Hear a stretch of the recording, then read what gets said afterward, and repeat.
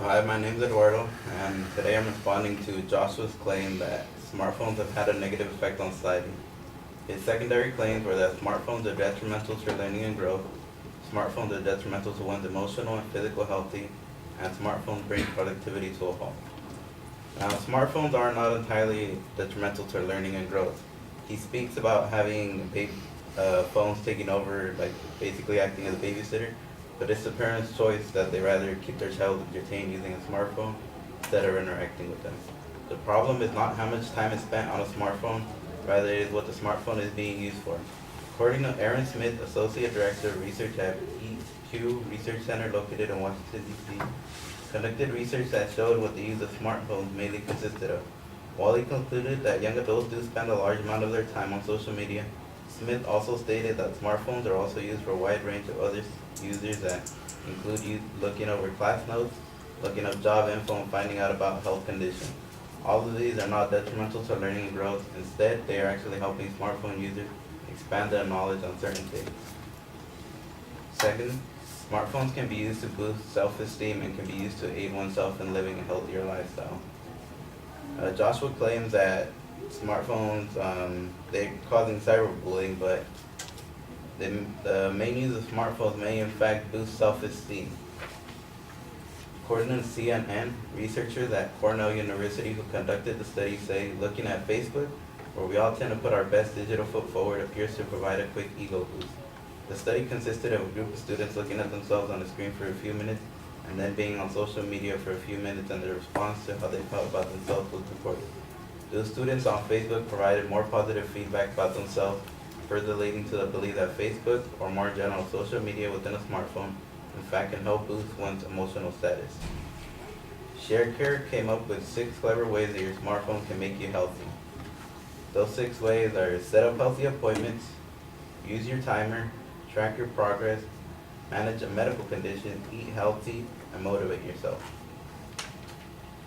Now that brings me to my third point. Smartphones don't bring productivity to a halt. They actually increase productivity. Joshua referred to a study where smartphones were taken out of the school environment, which led to the students being less distracted and an increase in productivity. Students are only a portion of society. According to My Business, an online news report, there are various ways a smartphone increases productivity. These include text and email on the move. Smartphones can be synchronized with computers and can be used in employment outlook and can even be based as a network for new business. Those are just a few ways that smartphones increase productivity.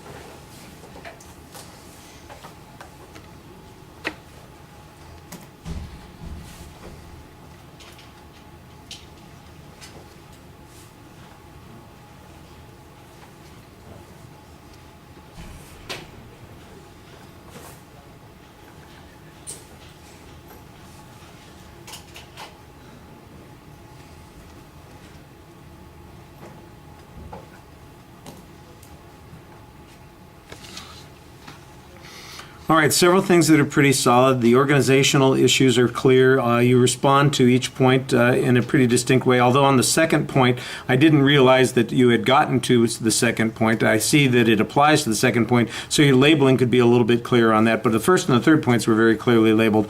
On the individual points that you're presenting, it's primarily counterclaims, so there's not really a lot of analysis of the evidence that the advocate used. There's no challenge to their reasoning. Your argument is basically a rebuttal argument about the outcomes and suggesting that there are alternative outcomes that are possible.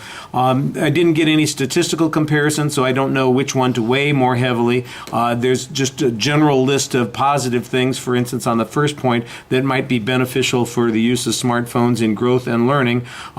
It wasn't anything particular about the age group that the advocate was talking about. If their argument, for instance, if the proposition is actually fairly narrow, then a couple of your responses will not be applicable here.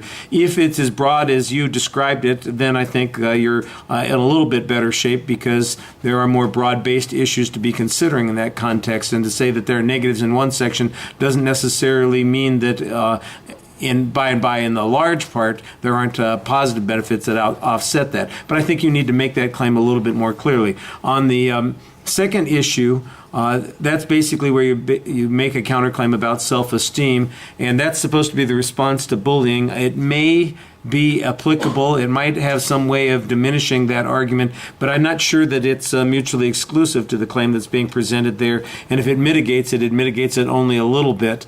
The other potential benefits about what the smartphones can do, that sounds like it's a repeat of the argument from the first point, and for the things that you're going to be talking about on the second point, the health issues, for instance. And on productivity, this again is only talking about it's a counterclaim, and it's a general counterclaim about the larger population that uses smartphones as opposed to the particular population. There's no specific challenge to the evidence or the reasoning that the advocate uses. We've just got the general rebuttal argument on it. I thought you picked good general rebuttal arguments, but you need to kind of give them a little bit more context, explaining that the advocate presented an argument that talks about the negative effect of smartphones on society, but only demonstrates negative effects on specialized groups and not the society at large, so that your arguments are in context a little bit more complete.